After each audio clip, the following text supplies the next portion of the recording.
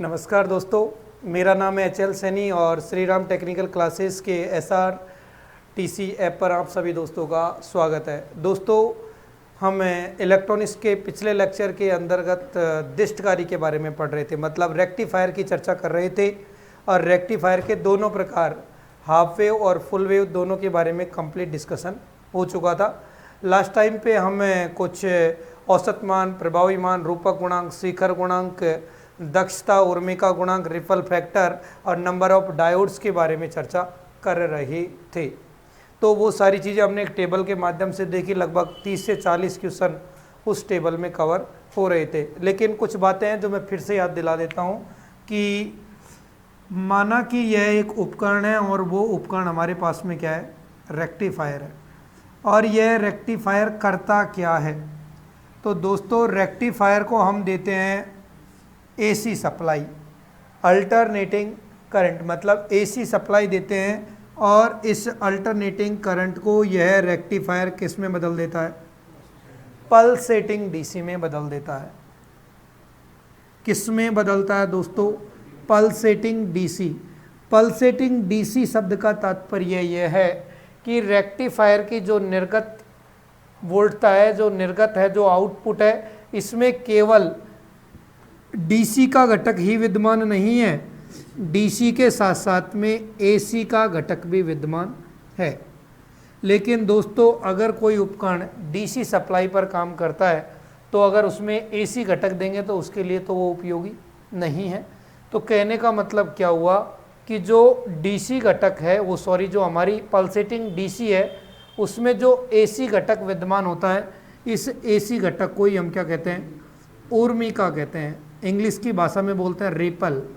तो दोस्त, जो ये रिपल है, जो ये उर्मिका है, इस उर्मिका को क्या करना पड़ेगा? हमें पल्सेटिंग DC में से हटाना पड़ेगा। और जब उर्मिका हट जाएगी, इसमें से ये रिपल हट जाएगा, तो बचेगी क्या हमारे पास में? Pure DC। और दोस्त, आप भली भांति जानते हो कि जो शुद्ध DC होती है वो प्राप्त किससे होती है? सेल एंड बैटरी से।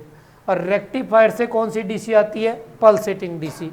तो यदि नॉर्मल अगर कम मात्रा में हमें DC की ज़रूरत होती है तो हम सेल और बैटरी से प्राप्त कर लेते हैं।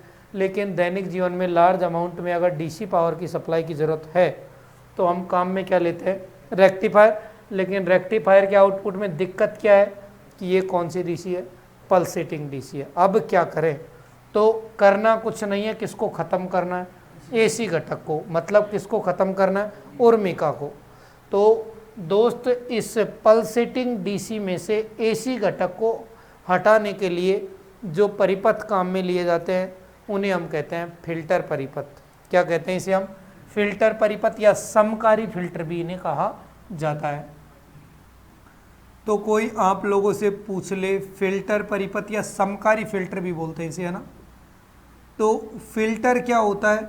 तो दोस्तों, दिष्टकारी की जो निर्गत है, मतलब दिष्टकारी का जो आउटपुट है, उसमें से उर्मिका को दूर करके, उर्मिका को ख़त्म करके शुद्ध DC प्राप्त करने में जो उपकरण, जो युक्ति मदद करती है, उसे हम क्या कहते हैं? फिल्टर।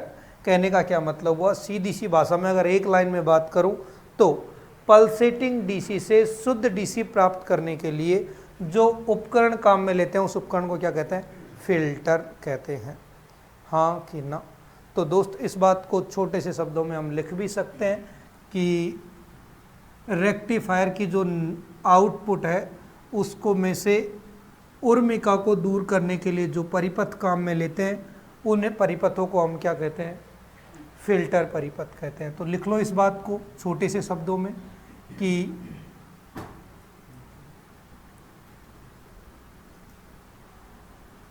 दिष्टकारी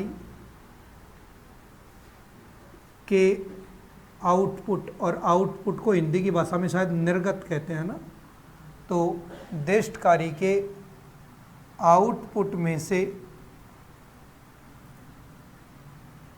रिपल, और रिपल समझ में नहीं आया तो बेटा उर्मिका को, और रिपल या उर्मिका का मतलब कौन से घटक की बात कर रहा हूँ? AC घटक। ओके, तो रिपल या उर्मिका भी समझ में नहीं आए तो ब्रैकेट में लिख लेना कौन से घटक, AC घटक। तो दिष्टकारी के आउटपुट में से रिपल बोल दो, उर्मिका बोल दो या AC घटक। रिपल को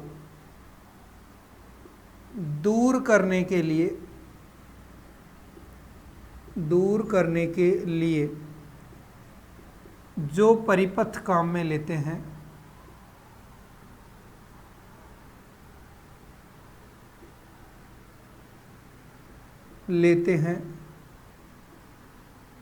उसे फिल्टर परिपथ कहते हैं। अगर दूसरे शब्दों में बोलूं, बिल्कुल आसान शब्दों में, तो दोस्तों पल्सेटिंग डीसी को शुद्ध डीसी में बदलने वाला जो उपकरण, जो युक्ति है, वही क्या कहलाता है, फिल्टर। तो दूसरे शब्दों में भी लिख सकते हो। तो पल्सेटिंग डीसी को शुद्ध डीसी, वैसे कभी शुद्ध डीसी फिल्टर से भी प्राप्त नहीं हो पाती है, लेकिन लगभग शुद्ध आ जाएगी। तो पल्सेटिंग डीसी को शुद्ध डीसी में बदलने के लिए जो युक्ति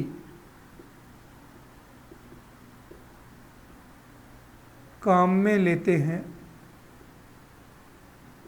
उसे फिल्टर कहते हैं। जिस प्रकार पानी को तुम छानते हो तो उसमें से अशुद्धि दूर हो जाती है, उसी प्रकार इसमें जो उर्मिका है AC घटक को छानने का काम करता है। कहने का अगर साफ से शब्दों में मैं एक छोटा सा डायग्राम बना के समझाऊं आपको, तो मान लीजिए कि ये मेरे पास में क्या है, दिष्टकारी है।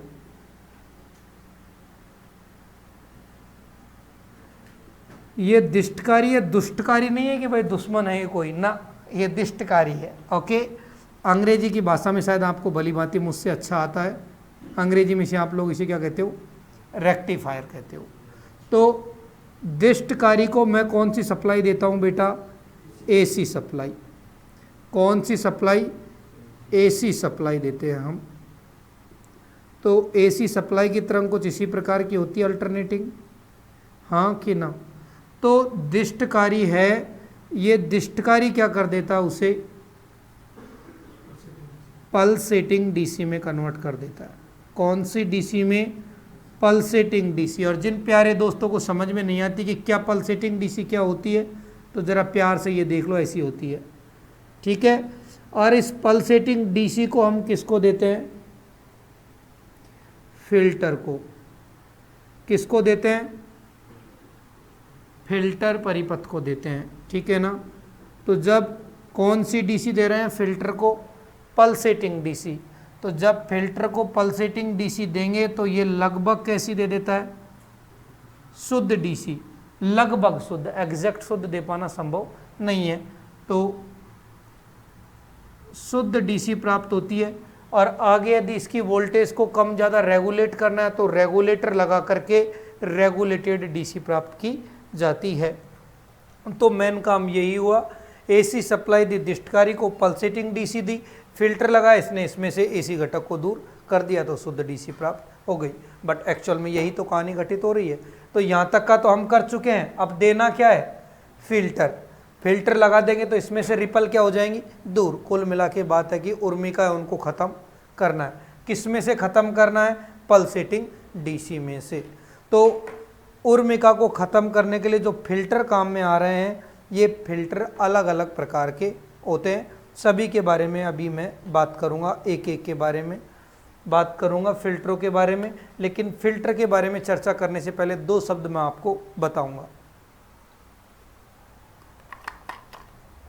देखिए दोस्त, दो चीज़ें होती हैं फिल्टरों के बारे में जानने से पहले। तो एक होता है प्रेरक, इसे L से रिप्रेजेंट करते हैं। इसका प्रेरकत्व इंडक्टेंस L होता है और इसके द्वारा धारा के मार्ग में जो समस्या होती है उसे हम कहते हैं XL, और XL बराबर होता है 2 पाई FL। ओके, हाँ जी, तो यदि मैं बात करूं एसी की, तो दोस्त एसी की कुछ आवर्ती होगी कि नहीं होगी। तो एसी के लिए यह प्रेरक क्या करेगा, समस्या उत्पन्न करेगा, क्योंकि एक्स एल क्या होता है, प्रेरणिक प्रतिघात। कहने का मतलब प्रेरक एसी के लिए क्या करेगा, समस्या उत्पन्न करेगा। और समस्या उत्पन्न करने का मतलब है कि प्रेरक एसी को पास होने नहीं देगा। ओके, तो कहने का क्या मतलब हुआ कि प्रेरक एसी सप्लाई को पास नहीं होने देता है, या एसी घटक को पास होने नहीं देता है। एसी सप्लाई को पास होने नहीं देता। पास फेल का मतलब ये नहीं है कि लोग परीक्षा देने जा रहा है ये प्रेरक कि इसको पास नहीं करेगा, फेल कर देगा ना। पास होने का मतलब है गुजारने से, मतलब एसी को गुजरने तो देगा लेकिन दिक्कत करेगा। भाई जितनी ज़्यादा आवर्ती होगी उतनी ज़्यादा समस्या देगा कि नहीं देगा। वो बोलते हैं ना कि अगर रास्ते में कीचड़ है तो हर कोई थोड़ी निकल पाएगा, एक आध लोग निकलेंगे जो थोड़ी बहुत समस्या झेल करके निकल जाएंगे। तो प्रेरक एसी सप्लाई को पास नहीं होने देता है। बट सच्चाई यह है कि प्रेरक एसी को पास होने जरूर देता है लेकिन समस्या उत्पन्न करता है। कहने का क्या मतलब हुआ कि जितनी ज़्यादा फ्रीक्वेंसी बढ़ती जाएगी एसी सप्लाई की समस्या उतनी ही ज़्यादा बढ़ती जाएगी। पक्की बात समझ में आ रही होगी शायद। हाँ जी, अब बात करते हैं कि ये डीसी के लिए क्या करेगा। तो दोस्त जब हम सप्लाई क्या देंगे, डीसी, तो डीसी की आवृत्ति क्या होती है, 0, और डीसी की आवृत्ति 0 होगी तो एक्स एल का मान भी क्या हो जाएगा, 0। कहने का मतलब क्या हुआ कि प्रेरक डीसी सप्लाई के लिए कोई समस्या नहीं देता है। कहने का मतलब कोई समस्या नहीं है, जो आओ वो चले जाओ, वो वाली बात हो गई। तो जो कोई भी संकेत आएगा डीसी संकेत सीधा पास हो जाएगा। तो एक्स एल 0 होने का मतलब किसी प्रकार की कोई समस्या नहीं देगा। तो हम यूँ कह सकते हैं क्या कि प्रेरक डीसी के लिए शॉर्ट सर्किट की भांति, या प्रेरक डीसी को अपने में से गुजरने देता है। तो इस बात के हम लिए लिख सकते हैं कि प्रेरक डीसी को पास होने देता है। पास होने का मतलब गुजरने देता है। तो दो स्टेटमेंट आपको क्लियर हो गए होंगे कि प्रेरक डीसी के लिए तो कोई समस्या नहीं देता, मतलब डीसी को तो पास होने देता है, लेकिन एसी के लिए समस्या प्रदान करता है। कहने का मतलब गुजरेगी जरूर एसी थोड़ी बहुत, लेकिन ये आसानी से पास होने नहीं देता। क्यों? क्योंकि एक्स एल किसके समानुपाती है, आवर्ती के। भाई यही तो दिख रहा है कि आवर्ती जितनी ज़्यादा होगी सप्लाई की प्रेरणिक प्रतिघात का मान भी उतना ही ज़्यादा होगा। ये वाली बात आपको समझ में आई तो इसको आप उतार भी सकते हो अपने स्तर पर समझने के लिए। ओके, एक बात दूसरी और करेंगे किसकी, कैपेसिटर की। प्रेरक की बात हमने कर ली कि प्रेरक कुंडली नुमा संरचना होती है और इसका जो गुण होता है वो क्या है, प्रेरकत्व। और प्रेरकत्व के द्वारा जो समस्या है धारा के मार्ग में वो एक्सएल, और एक्सएल बराबर 2πfl। कहने का मतलब प्रेरणिक प्रतिघात आवर्ती के समानुपाती होता है। तो आवर्ती बढ़ेगी तो प्रेरणिक प्रतिघात भी बढ़ेगा, और यदि आवर्ती घटेगी तो प्रेरणिक प्रतिघात भी घटेगा। तो एक्सएल क्या है, धारा के मार्ग में रुकावट है।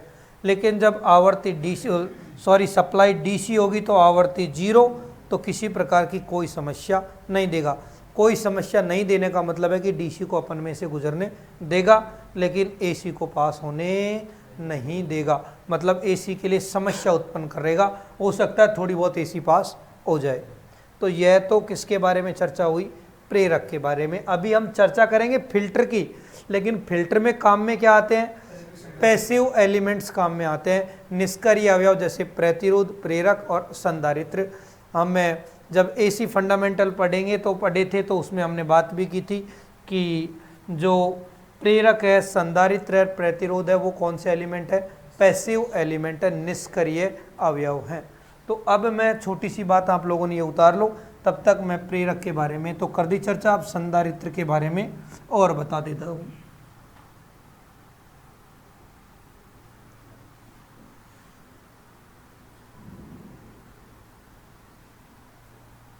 अब बात करते हैं किसकी, संधारित्र के बारे में, कैपेसिटर के बारे में। देखिए मेरे प्यारे दोस्त, संधारित्र अंग्रेजी में कहते हैं कैपेसिटर, ऊर्जा या आवेश को संचित करने वाली युक्ति। और संधारित्र की जो धारिता होती है इसे क्या कहा जाता है, सी से प्रदर्शित करते हैं।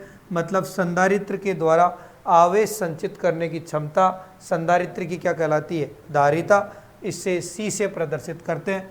और संधारित्र के द्वारा धारा के मार्ग में जो रुकावट होती है उसे धारिता प्रतिघात या अंग्रेजी की भाषा में बोले तो कैपेसिटिव रिएक्टेंस कहते हैं, या धारिता प्रतिकार्यता भी इसे कहा जाता है। और एक्स सी बराबर होता है 1/2πfc। कहने का सीधा सा रिश्ता ये हो गया कि जो प्रेरणिक प्रतिघात है जो धारिता प्रतिघात है वो आवर्ती के विलोमानुपाती होता है। तो आवर्ती जितनी ज़्यादा होगी धारिता प्रतिघात उतनी कम होगी। तो हम जानते हैं कि एसी की आवर्ती होती है वो ज़्यादा होती है और डीसी की आवर्ती 0 होती है। तो एसी की आवर्ती जितनी ज़्यादा होगी कैपेसिटर के द्वारा समस्या उतनी कम दी जाएगी। तो समस्या कम देने का मतलब क्या हुआ कि कैपेसिटर एसी को क्या होने देगा, अपन में से गुजरने देगा। तो क्या लिखेंगे हम कि संधारित्र एसी को पास होने देता है। पास होने का मतलब क्या होता है, गुजरने।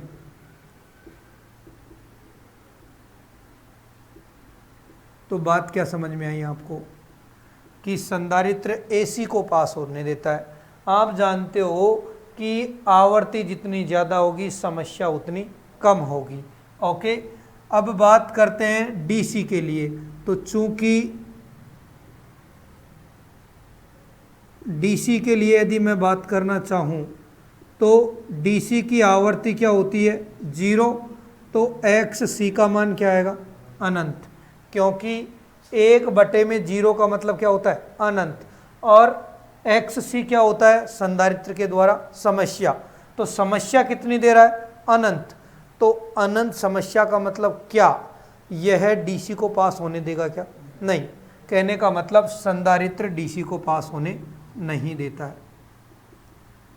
संधारित्र डीसी को पास नहीं होने देता है, होने देता है। ये तो वो वाली बात हो गई कि भैया मैं ही टीचर हूँ और तुम कॉपी में जो लिखोगे मेरे पास में चेक होने आएगा, मेरी इच्छा होगी तो तुमको पास करूँगा और मेरी इच्छा होगी तो पास नहीं करूँगा। जो पैसे देगा उसको पास और जो पैसे नहीं देगा उसको फेल करूँगा। तो देखो संधारित्र एसी को क्या होने दे रहा है, पास होने दे रहा है। क्यों, क्योंकि एसी की आवर्ती कुछ होती है जिसके कारण उसमें समस्या थोड़ी कम होगी तो ये पास होने देगा। लेकिन डीसी की कोई आवर्ती होती नहीं है, इसलिए डीसी को पास होने नहीं देता है। तो दोनों चीज़ें दिमाग में बैठा लेना, ये ओरिजिनल लॉजिक है। कुछ लोग ऐसे भी बताते हैं कि यह संधारित्र होता है और भाई डीसी ऐसी होती है, स्थिर आएगी आएगी आएगी रुक जाएगी। लेकिन कोई लोग ऐसे भी समझाते हैं कि एसी आएगी और ऐसे निकल जाएगी। तो ये फालतू के लॉजिक है जिनका कोई मतलब नहीं है। ऐसा नहीं है कि लो एसी आई ऐसे निकल जाएगी ना, लॉजिक ये है। ज़्यादातर टीचर बच्चों को ये समझाते हैं कि डीसी आएगी, स्थिर है तो आकर के डंडा है, डंडे पे रुक जाएगी, लेकिन एसी है तो उछल के बाहर निकल जाएगी। ऐसा कोई सिस्टम नहीं होता है। सच्चाई ये है कि आवर्ती के विलोमानुपाती है, तो आवर्ती 0 होगी तो समस्या अनंत, इसलिए डीसी को पास होने नहीं देगा। और एसी की कुछ आवर्ती होती है इसलिए समस्या कम, तो एसी को पास होने देगा। क्लियर है कि नहीं है? दोनों स्टेटमेंट उतारो, दोनों स्टेटमेंट सही ढंग से उतारिए, कोई डाउट नहीं होना चाहिए। साफ सुथरे ढंग से उतारिए और चीज़ों को देख लो कि किसी प्रकार की कोई आपत्ति ना हो।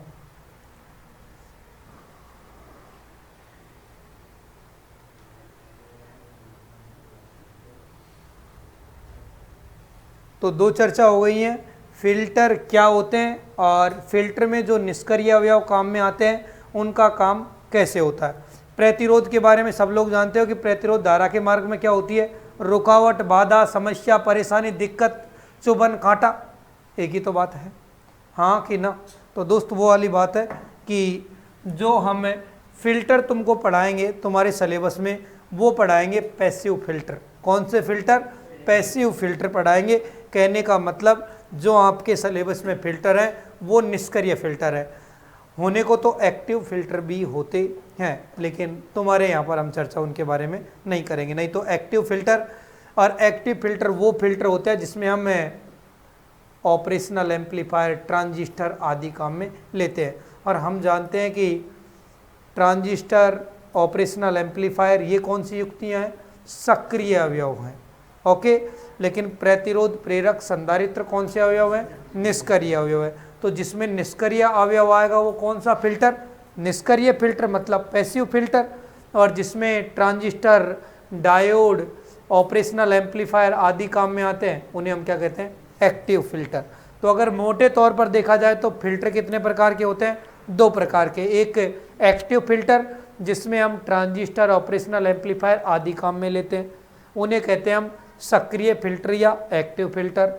और जिन फिल्टरों में हम निष्क्रिय घटक जैसे R, L, C काम में लेते हैं उन्हें हम क्या कहते हैं? निष्क्रिय घटक। तो लिखो कि फिल्टर मुख्यतः दो प्रकार के होते हैं।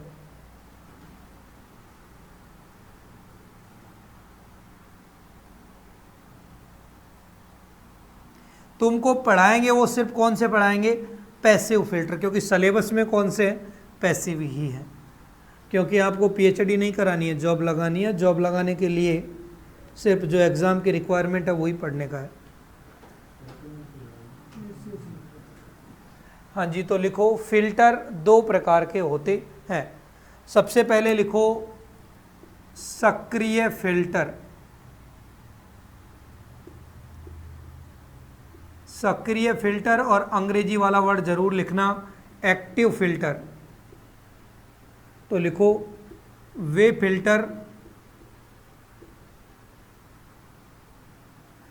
फिल्टर परिपथ जिनमें ट्रांजिस्टर, ओप एम्प का मतलब होता है बेटा ऑपरेशनल एम्पलीफायर। क्या बोलते हैं इसका पूरा नाम क्या है? ऑपरेशनल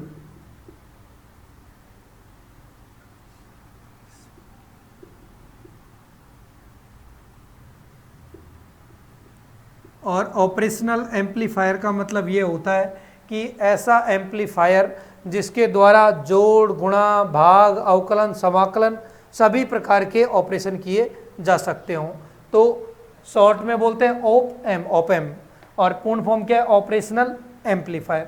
तो वे फिल्टर परिपथ जिनमें ट्रांजिस्टर, ऑप एम्प आदि काम में लिए जाते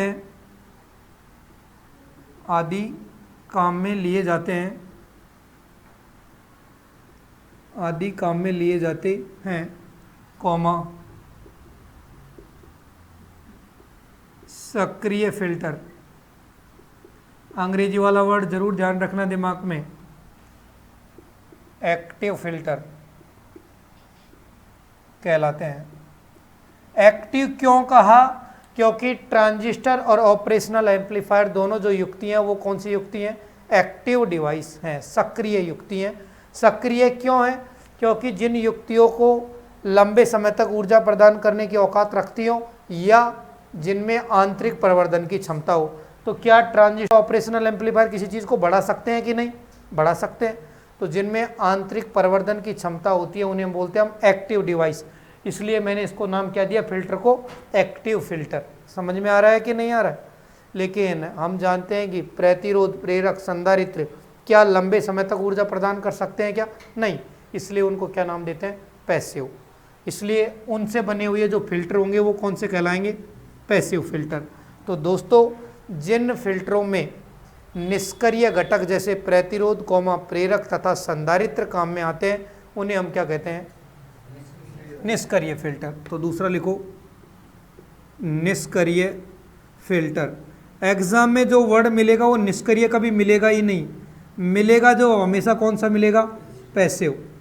ऐसा नहीं कि हिंदी लिख करके खुश हो जाओ ना, अंग्रेजी भी सीखनी है। तो वे फिल्टर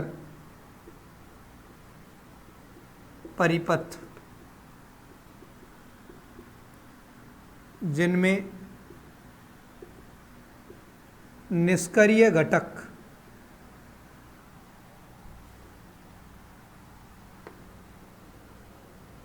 जैसे R, L, C काम में आते हैं,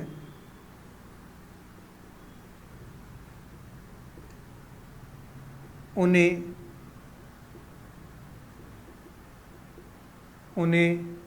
निष्क्रिय फिल्टर कहते हैं।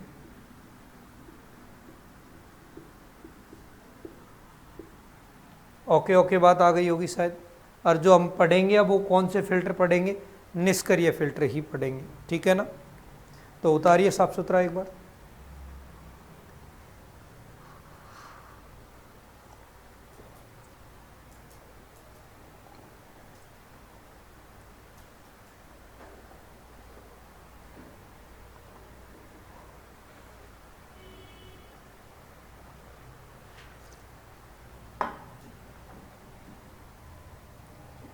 हाँ जी, तो अब जो बात करेंगे वो निष्क्रिय फिल्टर के प्रकार की ही बात करेंगे।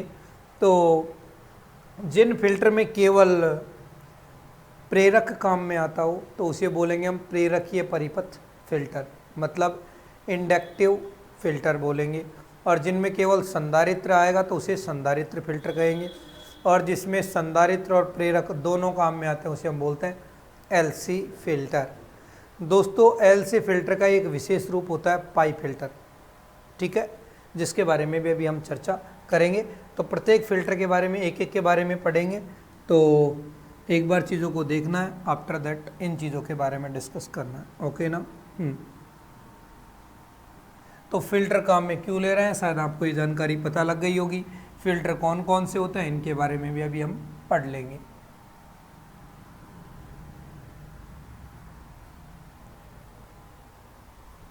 तो लिखिए, निष्क्रिय फिल्टर निम्न प्रकार के होते हैं। क्या लिखना है? निष्क्रिय फिल्टर, अंग्रेजी की भाषा में बोले तो पैसिव फिल्टर निम्न प्रकार के होते हैं। पैसिव फिल्टर निम्न प्रकार के होते हैं।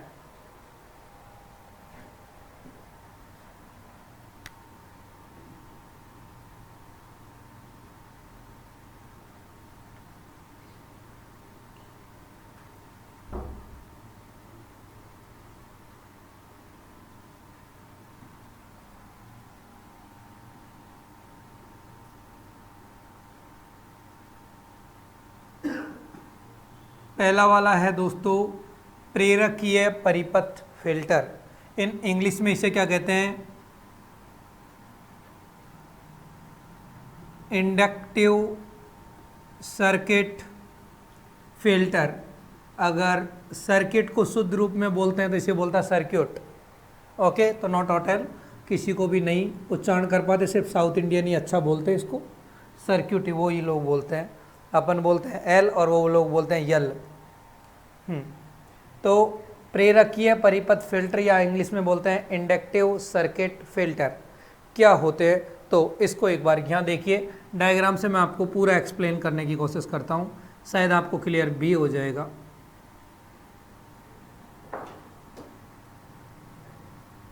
यह हो गया मेरा दिष्टकारी।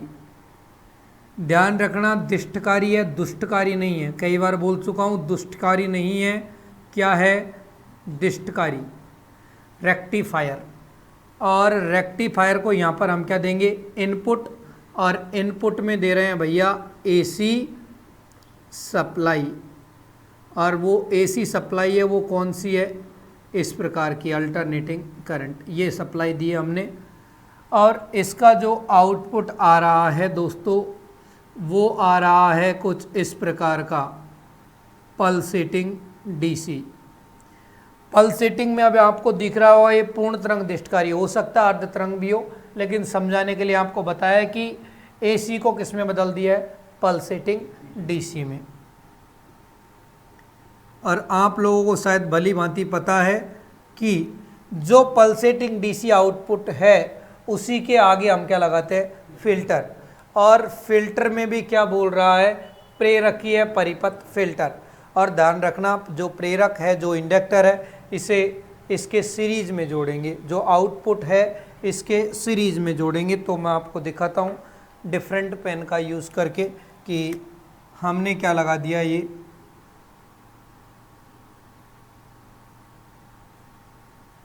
एल क्या लगा दिया, प्रेरक लगा दिया, प्रेरक फिल्टर लगा दिया।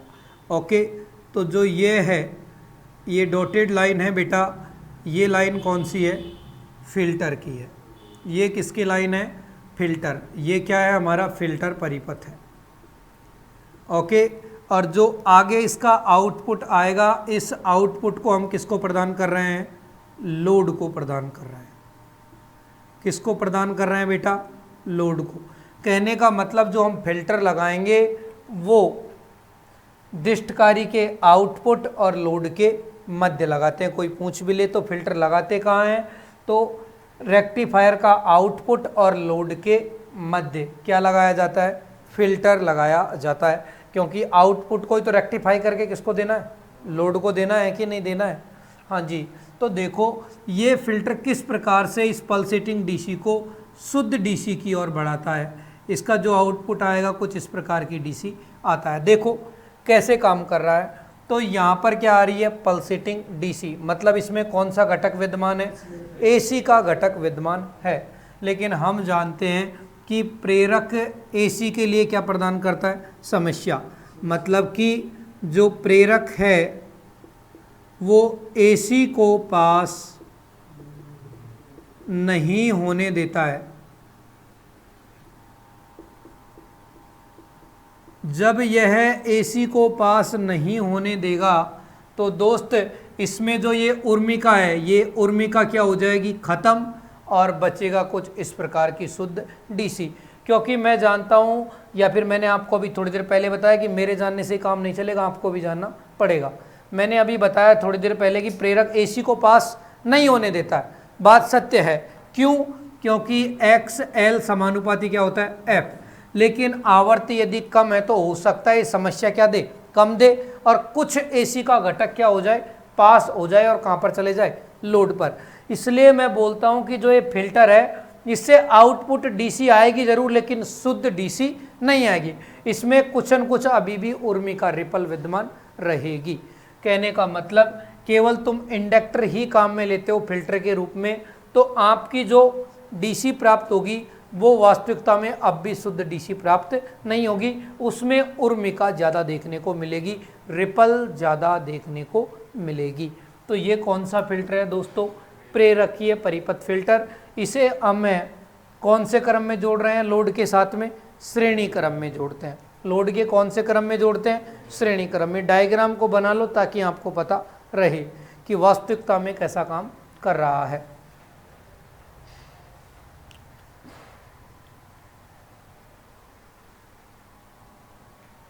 तो जब भी आएगा इंडक्टर तो फिल्टर के रूप में जब काम में लेंगे, इसे लोड के श्रेणी क्रम में जोड़ेंगे।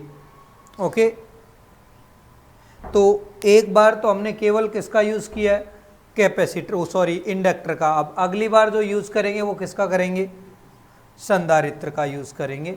तो अगला वाला जो फिल्टर परिपथ बनेगा वो कौन सा बनेगा, संधारित्रीय परिपथ फिल्टर, मतलब capacitive circuit filter.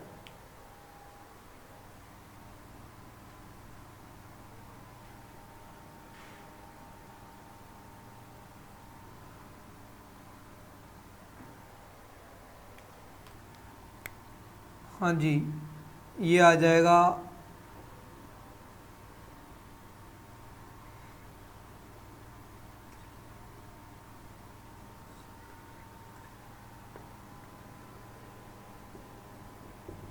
Capacitive circuit filter. ठीक है दोस्तों, ये डायग्राम आप लोग एक बार बना लो, फिर मैं कैपेसिटिव फिल्टर के बारे में बात करूंगा। कैपेसिटिव सर्किट फिल्टर, तो कैपेसिटर को जो लगाएंगे वो लोड के समांतर क्रम में लगाएंगे, प्रेरक को लगाते हैं लोड के श्रेणी क्रम में। ठीक है ना,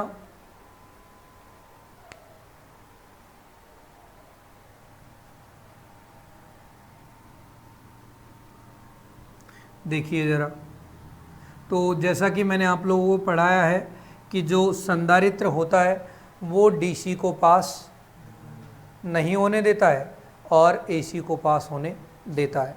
तो देखो ज़रा कि हमको लोड पे क्या देनी है, डीसी देनी है। तो अगर मैंने यहीं जोड़ दिया तो ये तो डीसी को गुजरने ही नहीं देगा, तो लोड पे तो कोई सप्लाई नहीं पहुंचेगी। तो क्या हम संधारित्र को श्रेणी क्रम में जोड़ सकते हैं क्या? नहीं। अगर लोड के श्रेणी क्रम में संधारित्र जोड़ा तो ये डीसी को गुजरने नहीं देगा, तो लोड पर कोई सप्लाई आएगी ही नहीं। इसलिए संधारित्र को कौन से क्रम में जोड़ना पड़ेगा? लोड के समांतर क्रम में। कारण समझ में आ रहा है कि नहीं आ रहा है? और तुम यहाँ प्रेरक को समांतर में जोड़ देते तो क्या होता कि पूरी की पूरी क्या हो जाती, इसमें से ही गुजर जाता। डीसी घटक तो क्या लोड पे जाता? क्या नहीं जाता। तो दूसरा जो फिल्टर है वो कौन सा है? Capacitor filter. और कैपेसिटर फिल्टर कुछ इस प्रकार से जोड़ेंगे कि यह संधारित्र हमने जोड़ दिया है। ओके, तो दोस्त संधारित्र क्या होता है? डीसी को पास नहीं होने देता है, केवल एसी को पास होने देगा। तो अब मुझे बताओ इस पल्सेटिंग डीसी में कौन कौन से घटक है? एसी का की घटक है और डीसी का घटक है। तो देखो ये क्या करेगा, एसी घटक को तो अपन में से गुजार लेगा और डीसी घटक कहाँ पर चले जाएगा? तो डीसी घटक कहाँ पर चले जाएगा? लोड पर चले जाएगा। लेकिन हम जानते हैं कि जो कैपेसिटर है, ये जो कैपेसिटर है हो सकता है कुछ क्या करे कि यहाँ पर एसी घटक को समस्या देगा, तो हो सकता है थोड़ा बहुत एसी घटक भी यहाँ पर चले जाए। इसलिए इस कैपेसिटर फिल्टर के द्वारा भी शुद्ध डीसी प्राप्त नहीं होती है, उसमें भी कुछ मात्रा में क्या विद्यमान होता है? रिपल। क्योंकि हमने देखो ये देखा भी है कि एक्स सी क्या होता है? आवर्ती के विलोमानुपाती है। तो दोस्त आवर्ती यदि कम हुई, आवर्ती कम हुई तब तो समस्या क्या देगा? ज़्यादा। कहने का मतलब क्या हुआ? डीसी को तो बिल्कुल भी नहीं गुजरने देगा। लेकिन जब आवर्ती ज़्यादा है तो समस्या देता ज़रूर है, लेकिन कम देता है। तो कम समस्या में हो सकता है यहाँ से गुजर ना करके सीधा किस में चले जाए? लोड में चले जाए। इसलिए शुद्ध डीसी तो यहाँ पर भी प्राप्त नहीं होती है। तो केवल प्रेरक काम में लेने पर भी काम नहीं चल रहा है और केवल संधारित्र से भी काम नहीं चल रहा है। तो तीसरा तरीका कौन सा हो सकता है कि प्रेरक और संधारित्र दोनों को काम में ले ले। कहने का मतलब एल और सी दोनों को यदि काम में ले लिया जाए तो ऐसा फिल्टर क्या कहलाएगा? LC filter. तो अगला जो अध्ययन का विषय रहेगा वो कौन सा रहेगा? LC filter. तो एक बार इसको उतारो फिर बात करते हैं। कुछ भी नहीं है, बच्चों वाला खेल है। एसी घटक गुजर जाएगा, डीसी को नहीं गुजरने देगा तो किस में चले जाएगा?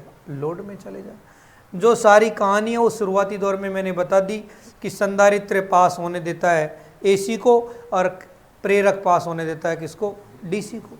बस। तो अब जो काम में लेंगे वो एल और सी दोनों को काम में लेंगे। तो आप जानते हैं कि थोड़ा एल करेगा और थोड़ा सी करेगा, तो इनकी तुलना में केवल अकेले कैपेसिटर और अकेले इंडक्टर की तुलना में ज़्यादा शुद्ध डीसी प्राप्त होगी, उर्मिका उतनी ज़्यादा कम होगी। तो जो तीसरा फिल्टर है वो कौन सा है? एलसी फिल्टर है।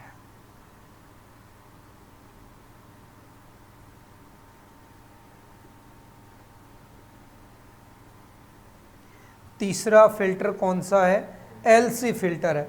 एलसी फिल्टर के 3 अलग अलग रूप होते हैं, जिसमें तुमको कोई टीचर पढ़ाता होगा, पाई फिल्टर अलग से पढ़ा देता है उसी में, बट पाई फिल्टर कुछ भी नहीं है। कौन सा फिल्टर है? एलसी फिल्टर ही है। मतलब एलसी फिल्टर का ही एक रूप कौन सा फिल्टर है? पाई फिल्टर है। क्योंकि उस पाई फिल्टर में भी क्या काम में आते हैं? एल और सी दोनों चीज़ काम में आते हैं। तो अब मैं आपको बताता हूँ कि एलसी फिल्टर कैसे काम में ले सकते हैं। तो देखो, एलसी फिल्टर को काम में लेने के 2 तरीके हैं। तो ये तो अपन को पता है कि एलसी फिल्टर लेंगे उसमें एल श्रेणी में जुड़ेगा और सी समांतर में जुड़ेगा। बोलो बात पक्की पक्की समझ में आ रही है कि नहीं आ रही है? तो देखो, इसको जोड़ने के 2 तरीके हो सकते हैं। कैसे? कि हम पहले क्या लगा दे? इंडक्टर, और बाद में क्या लगा दे? कैपेसिटर। एक तरीका तो बेटा ये हो गया कि पहले क्या लगा दें एल और बाद में क्या लगा दें सी, और दूसरा तरीका यह हो सकता है कि पहले क्या लगा दे सी और बाद में क्या लगा दे एल। इसके आधार पर इसके दो रूप बना देता है एग्जामिनर। तो पहले इंडक्टर को लगा दे और बाद में कैपेसिटर को लगा, तो ये एल और सी, या फिर पहले हो सकता है संधारित्र को यहाँ लगा के रखें और एल को उस तरफ लगाएं। बोलो हाँ कि ना, सही बात है ना। देखो जरा एक बार गौर करके, तो जब यहाँ पर आएगा एल पर, जब हमारे पास में एसी और डीसी दोनों घटक आएगा तो प्रेरक क्या करता है, डीसी वाले घटक को तो जाने देता है।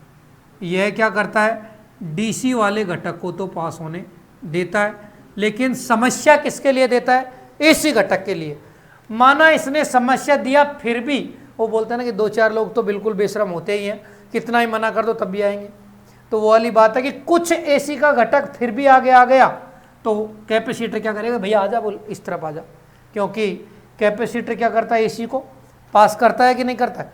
मान लो कुछ एसी का घटक किसने रोक लिया, प्रेरक ने, और फिर कुछ को कैपेसिटर अपने में से क्या कर लेगा, गुजार लेगा कि नहीं गुजार लेगा।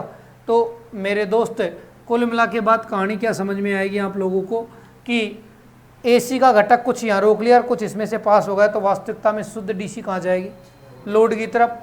कहने का मतलब जो उर्मिका है वो बहुत कम हो जाएगी, मतलब उर्मिका इसमें से बिल्कुल दूर हो जाएगी। कहने का मतलब जो पहले फिल्टर काम में ले रहे थे उनकी तुलना में ज़्यादा बेहतर होगा कि नहीं होगा इसका आउटपुट। क्यों, क्योंकि कुछ एसी का घटक ये रोक लेगा और बाकी आ भी गया तो किस में से पास हो जाएगा, कैपेसिटर में से पास हो जाएगा। अब बात करता हूँ कि साहब इस फिल्टर को हम ऐसे भी तो बना सकते थे कि पहले हम क्या काम में ले लें, कैपेसिटर। भाई यहाँ तक का तो हमको पता है कि ये कैसी डीसी आ रही है, पल्सेटिंग डीसी आ रही है, और यहाँ पर हम क्या काम में ले लें, इंडक्टर, और यहाँ पर क्या लगा दें, लोड। देखो जरा एक बार इस बात को भी, सी और ये एल। तो पहले अगर एसी का घटक आएगा तो डायरेक्ट इसी में से गुजर जाएगा कि नहीं गुजर जाएगा, और फिर भी कोई रह गया गलती से तो इंडक्टर क्या कहेगा कि आजा, टांग पकड़ के बैठेगा कि नहीं बैठाएगा। तो कुल मिला के बात है कि या तो एल को पहले लगा लो या सी को पहले लगा लो, लेकिन सी हमेशा समांतर में ही जुड़ेगा और एल हमेशा श्रेणी क्रम में ही जुड़ेगा। तो ये इसके दो तरीके होते हैं। क्लियर हो गया कि नहीं हो गई बात। अब बात बनाएंगे हम कौन से वाले फिल्टर की। एलसी फिल्टर का एक विशेष रूप होता है जिसे आप नाम क्या देते हो, पाई फिल्टर। बाकी पाई फिल्टर जैसी कोई चीज़ होती नहीं है। पाई फिल्टर का तात्पर्य है कि एल और सी को कौन से रूप में बना देते हैं, पाई का रूप धारण करवा देते हैं। तो ये हो गया हमारा एल सी फिल्टर। या तो कुछ इस प्रकार से जोड़ो या फिर कुछ इस प्रकार से जोड़िए। क्या इनके अलावा इन दोनों को जोड़ने का कोई और तरीका और हो सकता है क्या, और कोई तरीका है, होने को तो है। क्या कि एल को मैं दो हिस्सों में तोड़ दूं, आधा इस तरफ लगा दूं और आधा इस तरफ लगा दूं। अगर यदि आधा यहाँ और लगा दूं मैं इसको, तो बताओ ये कौन सा फिल्टर बन जाएगा, कौन सा बन जाएगा। ये टी दिख रहा है कि नहीं दिख रहा है, पाई कहाँ दिख रहा है आप लोगों को, टी तो बन रहा है कि नहीं बन रहा है। तो टी फिल्टर बन जाएगा कि नहीं बन जाएगा। तो कभी कभार लोग टी फिल्टर भी पढ़ाते हैं। वैसे तो लोग एल से फिल्टर और पाई फिल्टर पढ़ाते हैं, लेकिन यदि एल फिल्टर को दो भागों में मैं तोड़ दूं, भाई आधा एल इस तरफ और आधा एल इस तरफ लगा दूं और बीच में सी लगा दूं, तो क्या बन रहा है अंग्रेजी का, टी। और इसी को हम कभी कभार क्या दे देते हैं, टी फिल्टर। कहने का मतलब क्या है कि इसमें और भी शुद्ध डीसी मिलेगी। क्यों, क्योंकि पहले एसी को रोक लेगा, थोड़ी बहुत बच गई है कैपेसिटर से गुजर जाएगी, फिर आगे फिर समस्या दे देगा। कहने का मतलब ज़्यादा शुद्ध डीसी की ओर बढ़ेगा कि नहीं बढ़ेगा। तो दोस्त कभी कभार ऐसा भी करते हैं, लेकिन तुम्हारे स्तर पे इतनी चर्चा नहीं करते, हम तो पढ़ते हैं और पढ़ाते भी है ना। तो सब्जेक्ट है वो खुद अपने आप में खुद ही कहता है कि मुझे ऐसे तोड़ दो और मुझे इस प्रकार से करके दिखा दो। हाँ जी, जरा इधर देखते हैं अब आगे कौन सा फिल्टर है। एलसी फिल्टर उसी का एक रूप है। देखो दो तरीके बताए, पहले एल बाद में सी, पहले सी बाद में एल, फिर एल को कितने हिस्सों में तोड़ दिया मैंने, दो हिस्सों में, तो ये क्या बन गया, टी। और अब देखो मैं सी को दो हिस्सों में तोड़ देता हूं तो क्या बन जाएगा, पाई। कुछ नहीं कर रहा हूं, चीज वो की वही है। एलसी फिल्टर का एक विशेष रूप है जिसे हम क्या नाम बोलते हैं, पाई फिल्टर। कोई पूछे कि पाई फिल्टर है कौन सा फिल्टर, तो जवाब लगाना ये एलसी फिल्टर ही है। देखो जरा इधर क्या करूं कि प्रेरक को तो मैंने ये लगा दिया और जो कैपेसिटर लगा रखा था ना समांतर में, उसको दो हिस्सों में तोड़ दिया। एक ये लगा दिया और एक यह लगा दिया। बोलो बन रहा है कि नहीं बन रहा है पाई? अरे हाँ कि ना, यही बन रहा है कि नहीं बन रहा है? ये सी और ये एल। तो देखो पहले यह डीसी को अपने में से एसी को गुजार लेगा, फिर ये समस्या देगा, फिर भी रह गई तो इसमें से गुजार लेगा, तो ज़्यादा शुद्ध डीसी प्राप्त होगी कि नहीं होगी। इसलिए पाई फिल्टर का उपयोग या टी फिल्टर का उपयोग ज़्यादा करते हैं। बात शायद आप लोगों को क्लियर हो गई होगी। तो ये बन का क्या रहा है, क्या बन रहा है? ये पाई, इसलिए नाम बोल दिया इसको पाई फिल्टर। थोड़ी देर पहले बनाया था, क्या बन रहा था? टी, तो नाम क्या दे दिया? T filter. लेकिन है सारे कौन से? एलसी फिल्टर ही तो है कि नहीं है? तो हमने कौन से घटक काम में लिए हैं? सक्रिय या निष्क्रिय? निष्क्रिय घटक, इसलिए इनको क्या नाम कहते हैं? Passive filter. शायद बात क्लियर हो रही होगी, थोड़ी थोड़ी बात भेजे में जा रही होगी तो उतार सकते हो। तुम अगर अलग अलग ढंग से रटोगे तो रटने से कुछ होने वाला है नहीं। बात समझ में आनी चाहिए कि कैसे कैसे चीज़ों को जोड़ा जा रहा है। दिमाग में इतना बैठाओ कि कैपेसिटर समांतर में जुड़ेगा और इंडक्टर श्रेणी में ही जुड़ेगा। कब? जब बनाएंगे हम फिल्टर। क्यों जुड़ेगा?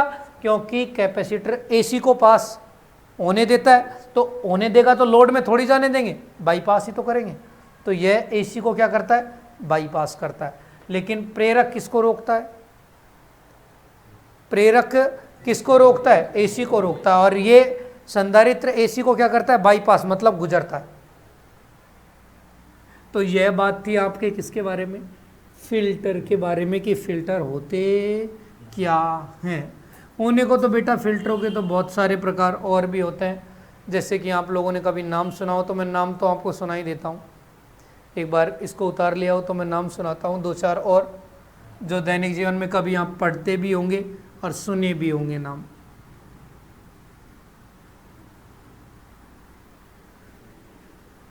तो फिल्टरों का यूज़ करने से कुछ भी नहीं है, जो हमारी पल्सेटिंग डीसी है उसमें से रिपल ख़त्म हो जाते हैं। पूर्णतः तो ख़त्म नहीं होते हैं, लेकिन कुछ हद तक ख़त्म हो जाते हैं।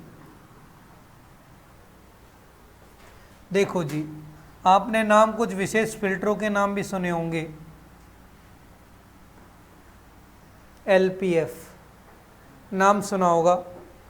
तो इसकी पूर्ण फॉर्म क्या होती है? लो पास फिल्टर। बात से ही क्लियर हो रहा है। क्या क्लियर हो रहा है? कि ऐसा फिल्टर जो केवल एक विशेष श्रेणी की, अर्थात लो फ्रीक्वेंसी, तो लो पास फिल्टर जो केवल कम आवर्ती के संकेतों को ही पास होने देता है, उसे हम क्या कहते हैं? एलपीएफ फिल्टर, लो पास फिल्टर। तो तुम देख रहे हो कि ये कम आवर्ती को गुजरने दे रहा है, लेकिन उच्च आवर्ती को पास होने नहीं दे रहा।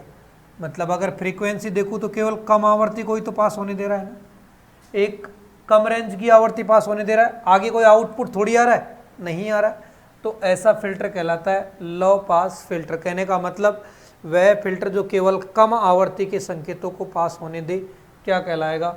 LPF filter. और जो फिल्टर केवल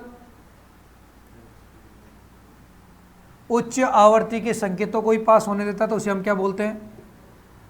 high pass filter. High pass का मतलब क्या है? कि कम आवर्ती के संकेतों को पास नहीं होने देगा। देख लो, ये विशेष आवर्ती मान लो F2, तो इससे पहले आउटपुट क्या आ रहा है? 0। तो कम आवर्ती का पास नहीं होने दे रहा, लेकिन उच्च आवर्ती को पास होने दे रहा है कि नहीं दे रहा है? यहाँ देखो, केवल कम को होने दे रहा है, आगे पास नहीं आ रहा। कोई आउटपुट आ रहा है क्या? कुछ नहीं आ रहा। लेकिन यहाँ देखो, आगे आगे आ रहा है, लेकिन पीछे नहीं आ रहा है। तो ये केवल उच्च को पास होने देता है और यह केवल निम्न को पास होने देता है। अब कोई ऐसा भी तो होगा जो बीच बीच वाला भाग, मान लो कि कुछ इसने पास किया और कुछ इसने पास किया, तो बीच में भी तो रह गया। तो नाम सुना होगा शायद बीपीएफ। बीपीएफ का मतलब होता है बेटा बैंड पास फिल्टर। क्या नाम होता है? Band pass filter. कि ऐसा फिल्टर जो केवल एक विशेष बैंड को ही पास होने देता है, उसे हम कहते हैं बैंड पास। क्या मतलब हुआ? कि माना कि यह सिर्फ इसे विशेष बैंड, मान लो कि F1 और F2 के बीच की आवृत्ति को पास होने दे रहा है, बाकी आवृत्ति को पास नहीं होने दे रहा। न तो कम को ही पास होने दे रहा है और ना ही ज़्यादा को। एक विशेष रेंज में बोलूँगा भैया 100 हर्ट्ज से 50 हर्ट्ज ही पास होने देगा, सही है कि नहीं है? तो एक विशेष बैंड को ही पास होने देता तो उसे हम बोलते हैं बैंड पास फिल्टर, ठीक है। और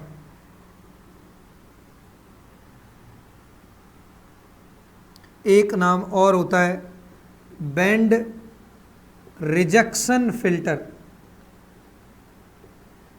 बैंड रिजेक्शन का मतलब क्या हुआ कि एक होता है, मतलब शॉर्ट में अगर इसको नाम बोलते हैं BRF। क्या मतलब हुआ? Band rejection filter. रिजेक्शन का मतलब क्या होता है? रिजेक्ट करना। कहने का मतलब एक बैंड को ही पास क्या करेगा? रिजेक्ट करेगा। एक बैंड को रिजेक्ट करेगा, बाकी सबको क्या करेगा? पास। मैं बोल दूं कि 50 से 100 हर्ट्ज को पास नहीं होने देगा, बाकी सबको पास होने देगा। तो क्या ये ऐसा बनेगा? क्या ऐसा बनेगा क्या कि यहां से यहां तक की आवृत्ति को पास होने दे रहा है, फिर एक विशेष बैंड मतलब F1 और F2 के बीच को पास नहीं होने दे रहा, बाकी सबको पास होने दे रहा। ये केवल बैंड को ही पास होने दे रहा था और ये केवल बैंड को ही पास नहीं होने दे रहा। मतलब ये बैंड को पास करता है और ये बैंड को क्या करता है? रिजेक्ट करता है। बात समझ में आ रही है कि नहीं आ रही है? और एक फिल्टर और होता है जिसका नाम होता है नॉच फिल्टर। क्या होता है? नॉच फिल्टर, कि जो केवल एक ही आवृत्ति को रोकता है, बाकी सबको पास होने देता है। तो एक ही आवृत्ति को रोकेगा तो कुछ ऐसा दिखेगा क्या कि सिर्फ एक आवृत्ति को रोक रहा है, बाकी सबको क्या कर रहा है? पास कर रहा है। उसे हम नाम बोलते हैं नॉच फिल्टर। क्या बोलते हैं बेटा? Notch filter. अब इनके तो भैया एक एक के समीकरण भी आते हैं, अगर निकाले तो एक ही 2 पेज का समीकरण निकलता है कि कैसे हाई पास फिल्टर काम करता है, कैसे लो पास, लेकिन तुमको जरूरत नहीं है। तो लो पास फिल्टर केवल कम आवृत्ति के संकेत पास करता है, हाई पास फिल्टर उच्च आवृत्ति के संकेत पास करता है, बैंड पास फिल्टर एक विशेष बैंड की आवृत्ति के संकेतों को पास करता है, और बैंड रिजेक्शन फिल्टर एक विशेष बैंड के जो संकेत है उनको पास होने नहीं देता है। और नॉच फिल्टर केवल एक विशिष्ट आवृत्ति को पास होने नहीं देता, बाकी सबको पास होने देता है। तो यह बेसिक जानकारी किसके बारे में थी? फिल्टर के बारे में। तो इस लेक्चर के लिए तो केवल इतना ही।